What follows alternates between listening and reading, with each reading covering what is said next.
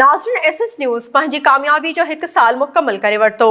SS news जी पहिरीं सालगिरह जी मुख्य तक़रीब हेड ऑफिस में मुनक़िद कई वई, जंहिंमें एसएस न्यूज़ जे CEO साजिद सोलंकी ख़ुसूसी शिरकत कई। एसएस न्यूज़ जी पहिरीं सालगिरह जो केक एसएस न्यूज़ जे CEO जनाब साजिद हुसैन सोलंकी तरफ़ां टीम सां गॾिजी केक काटे ख़ुशी जो इज़हार कयो। उन मौक़े ते एसएस न्यूज़ जे CEO साजिद सोलंकी सालगिरह तक़रीब खे ख़िताब कंदे चयो त एसएस न्यूज़ हिन 1 साला सफ़र में अणखुट मेहनत ऐं ज़िम्मेवाराना सहाफ़ती किरदार निभाईंदे अवाम में पंहिंजो मक़ाम क़ाइमु कयो। हक़ीक़त ते ॿधल हर ख़बर मुकमल तस्दीक़ खां पोइ अवाम ताईं पहुचाइण एसएस न्यूज़ जी सुञाणप कराई। एसएस न्यूज़ पंहिंजे 1 साल जे सफ़र में अवामी इशूज़ खे अवलीन बुनियादनि ते नशर कयो आहे। हुन चयो त उमेद आहे त अॻियां बि एसएस न्यूज़ पंहिंजी कामयाबी जो सफ़र जारी रखंदी।